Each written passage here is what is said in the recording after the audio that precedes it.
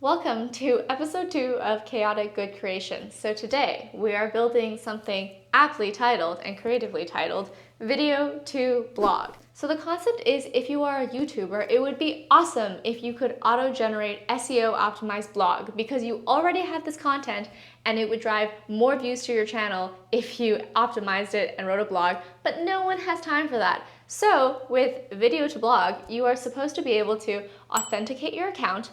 Then it'll auto-pull the transcripts, auto-generate an SEO-optimized blog with keywords, and auto-post it.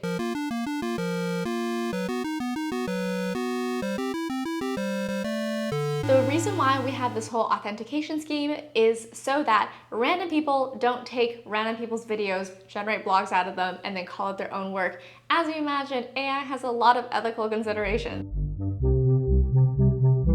For each of these CGC tools, we try to build them in about a month. So at first, Nick spent the first 3 weeks using Flask to build an entire MVP. This included thousands of lines of code to authenticate, to authorize, to sync. There was a 10-step deployment process. And then we decided to scrap it because it was not serverless.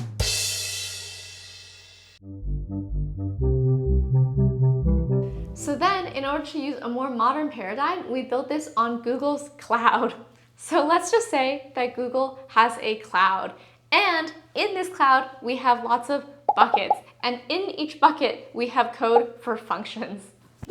So what do we need all of these functions where the code is stored in buckets, where the buckets are stored in the cloud for? For example, we needed these cloud functions for authentication. Meaning, can I log in with my YouTube account, and then can I authorize my YouTube account such that I can use their API?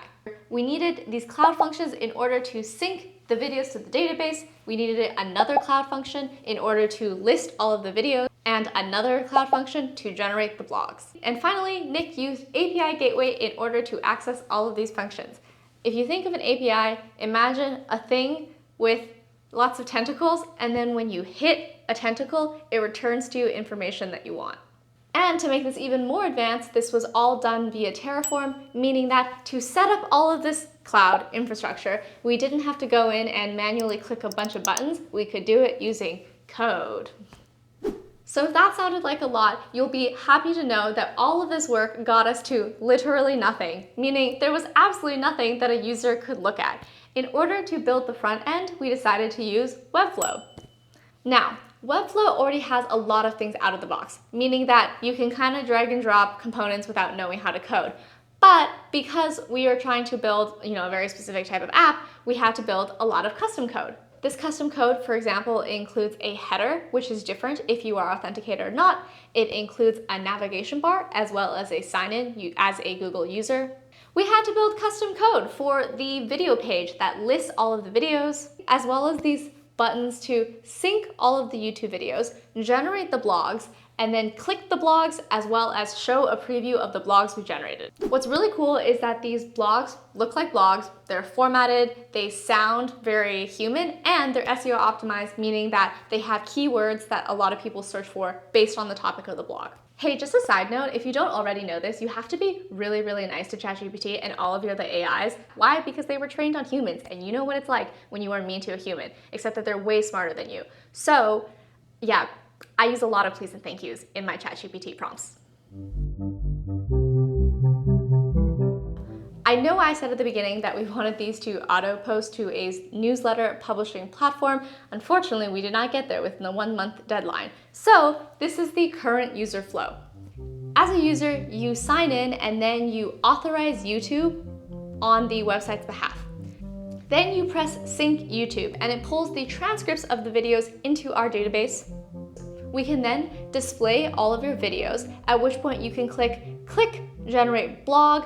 This will pull the transcript, create the blogs via prompt engineering, and show the blogs in Markdown.